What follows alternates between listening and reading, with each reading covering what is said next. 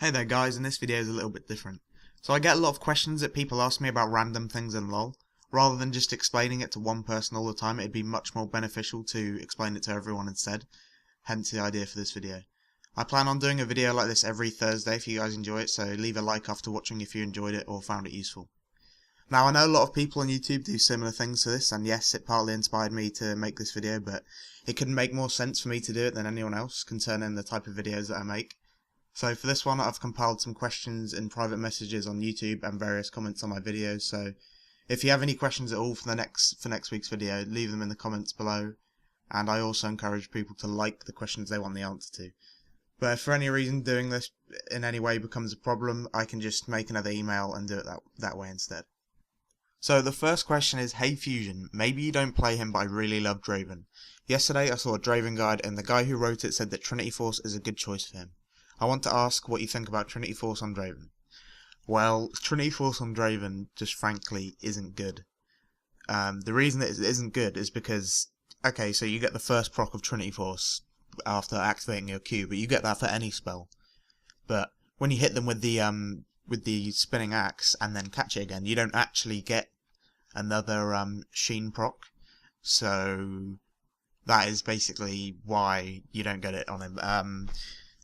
Like if you only have 4 spells on Draven, then they're like fairly long cooldowns each of them. They're over like 7 seconds or something each spell, I think. So you're not going to be able to get a decent. So the Trinity Force proc is every 2 seconds, so you're not going to be able to get a decent amount of Trinity Force procs off, and Trinity Force won't be worth it, say on like it would be on Corki or Ezreal. Basically, the reason why people build Trinity Force on those is because you can shoot a Q out on Ezreal every 2 seconds, and you also have W and E to do as well.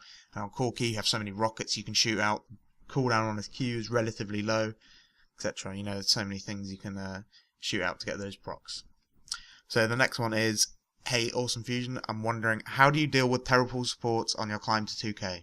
I enjoy playing an AD role, but I hate having supports who aren't on the same wavelength as me, as they hide behind me instead of helping to zone or never warding.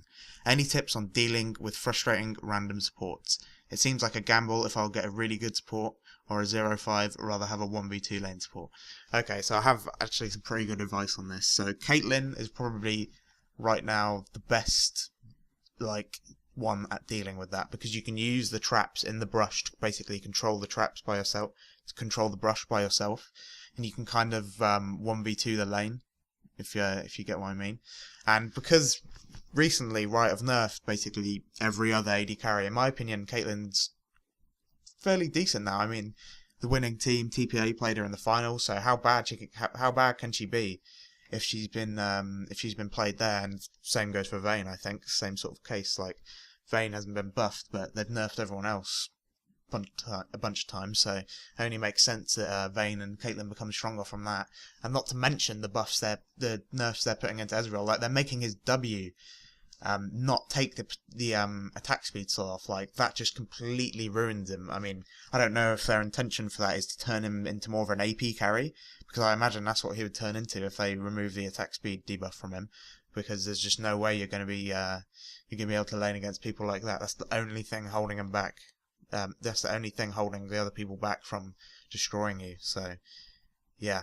And frustrating with random supports. I actually made a video on this, how to play with a random support in solo queue or something like that, a couple months ago. You can get some good tips from that. I'll put that in the description. That's about it, really. Oh, it's also easier for them to just tell them what support to play, and tell them to play an easy support. Sona, Nunu, Taric, all 3 really, really easy. And Sona, Nunu, Sona's like a beast right now, just really, really strong. And he's just easy as hell to play. Like, obviously, it's not easy to play support, but Sona's one of the easiest supports to play at the moment, in my opinion anyway. You can just dominate lane hard without being good, pretty much. So this one is, hey dude, I really like your guides. I'm an AD player and I generally play with the 2k elo support at smurfing. However, I'm pretty stuck at 1300 elo at the moment due to the fact I'm not able to carry all the games I play, and I mess up sometimes in team fights. There is one thing I can't handle. Maybe you can give me some tips and or advice and make a guide of. My main question is how to come back as an AD when you're behind. With some champions it's not that hard to come back, but I can't come back with Graves. You are playing Graves a lot, could you give me some tips? I wouldn't agree with you that Graves is hard to come back on. I think out of all the AD carries, Graves is probably one of the easiest ones to come back on because he has high, scaling with his spells, which makes him quite good early, being a burst carry sort of thing like that. And then late game, he has with his E, his quick draw, attack speed, he can do some serious amount of damage once you get the Infinity Edge. So I think Graves is probably one of the better ones to come back on. Like Caitlyn, for example, if you mess up the early somehow, it can be really difficult to come back on. Tristana, if you mess up the early somehow, it can be really, really difficult to come back on. Like, there's a lot of worse AD carries to fall behind early on than Graves. Like Vayne, for example. Obviously, any AD carries is horrible when you're behind, but some are a bit worse than others. And Graves, in my opinion, is probably one of the best ones. So tips for you, I'm not really sure. Maybe one tip I could give is that you just need to keep farming throughout the whole game, even if you're losing your lane or they've killed your tower and they're roaming other places. Just make sure you go and get that farm and don't group up too early. Try and avoid team fights until you've got some farm and stuff. That's probably the only advice I can give you on that I can think of right now anyway. So the next one is, hey, I was wondering if you have any tips on who to pick bot lane if you're facing a Graves Taric lane or Graves Alistar. So you're afraid of Graves and some CC. Who should I pick as an AD carry and who is a good support there? Also, I'm having a lot of problems facing Draven and lane. Any tips on how to get better laning phase against him? So I'll answer the first one first, against Graves Alistar. So against Graves Taric, you would want to pick Alistar because Alistar is really good against Taric. So if Taric goes into stun, Alistar knocks the AD carry back, knocks up whoever else, and that's just perfect. And they can't really do anything about that. So against Graves, Alistar, I'm not sure. Janna used to be the kind of perfect pick against that. It used to be what everyone would pick against an aggressive sort of lane, but she's been nerfed quite a lot. Like, you've never really see her getting played anymore in like high elo solo queue. At least I don't on the US, and didn't really see her get played in much in tournaments lately. Like World Championships, she was hardly played at all. She's generally just not really in the metagame anymore. I think Lulu has kind of replaced her. A lot of people have played Lulu in the World Championships and in various other tournaments around. She's kind of replaced what Janna used to be now, in my opinion. But what I would pick is either Lulu or Nunu, or Lulu obviously just has that shield and that ultimate when she gets a 6, just really helps out against that burst that they're going to have with those two, either of those two supports. And Graves, of course, has his burst as well. So just anything Lulu, Nunu, anything like that really. Just something protecty like that. And the next question is, why is MF not an AD carry for you or others? Why is she not viable for you? If you've seen her on the World Finals and think that she is good but hard to play because she has no escape, I don't think she's necessarily hard to play because she has no escape. It kind of sucks that you don't have like anything to increase your movement speed. Like the slow on E is like pathetic.